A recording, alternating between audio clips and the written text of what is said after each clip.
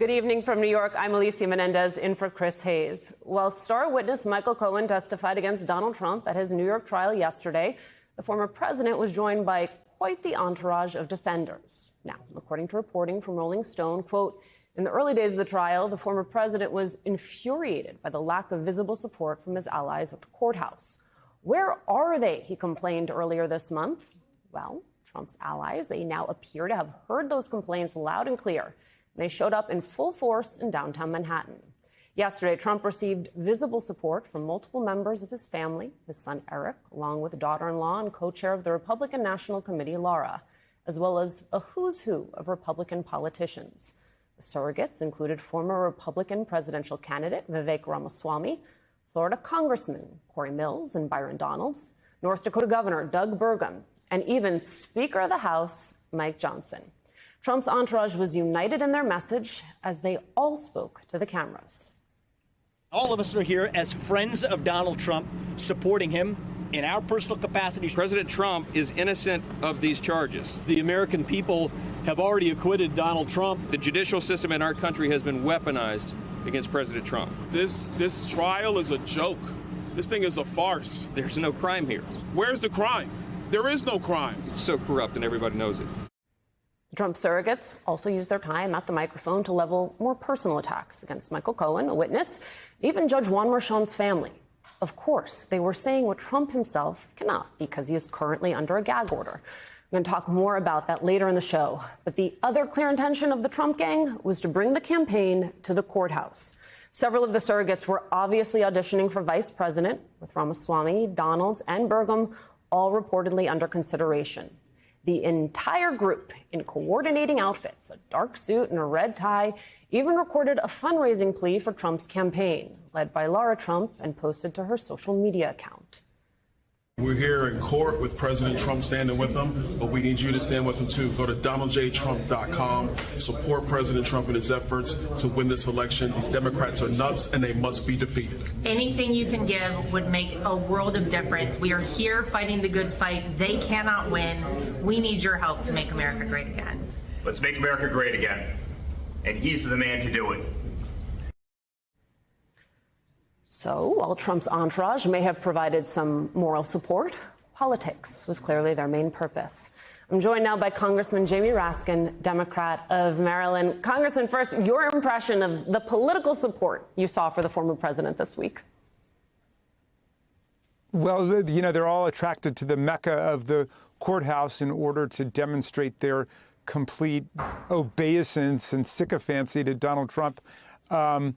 I think it's a good thing that they are identifying themselves, the people who have completely allowed Donald Trump to devour their critical thinking skills and their political and moral independence. I mean, you know, Speaker Johnson is a guy who has said that the Bible is his guiding document and is basically the law of the land, and yet he's made the pilgrimage to New York to demonstrate you know, how obsequious he can be to Donald Trump, a guy who is now an adjudicated rapist, an adjudicated fraudster in New York, and he's on trial for cooking the books for lots of money in order to cover up hush money payments to his porn star mistress.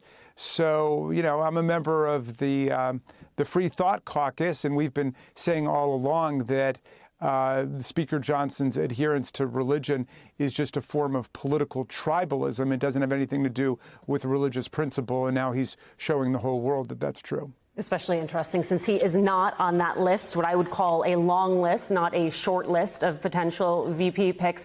How is the fact that you have all of these sitting members of Congress traveling to New York to do Donald Trump's political bidding impacting the workflow of the U.S. House of Representatives?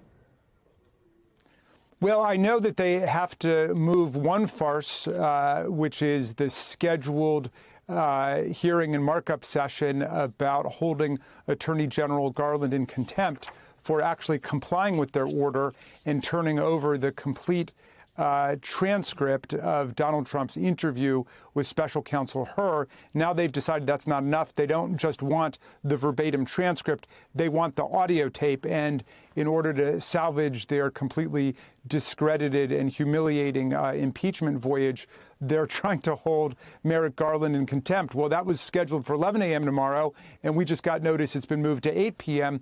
because a bunch of members of the majority and the Oversight Committee are traveling to New York so they can soothe Donald Trump's wounded feelings that nobody was there to support him.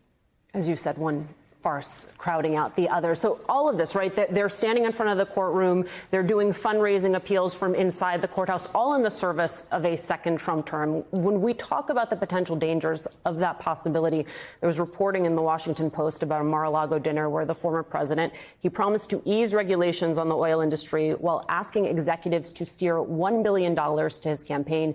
You have now opened an investigation into that dinner. Which details are you hoping to gather?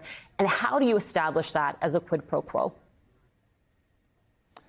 Well, it's just amazing how explicit all of this is. He's basically saying to the oil and gas execs, pony up $1 billion, which will go in some part to his campaign, but mostly probably to his lawyers and his legal expenses, and who knows how much of it makes its way back to the Trump family. But in any event, he's saying, give me $1 billion and I'm going to reverse the Biden administration's actions on liquefied natural gas. I'm going to, blow the roof off the house in terms of allowing you to drill wherever you want to drill and so on. And everybody knows where Donald Trump stands, but it's almost as if he wants to walk right up to the line of criminal bribery and state what the quid pro quo is. Obviously, there can be no criminal or civil action before the election. I mean, look at the trials that are taking place now based on things that transpired several years ago. But at least the public can see this for what it is. I mean, Donald Trump is saying at events, if you want to come up and make a speech, give me $1 million, I'll let you do it. And people said yes. Two people jumped up on that stage, Congressman.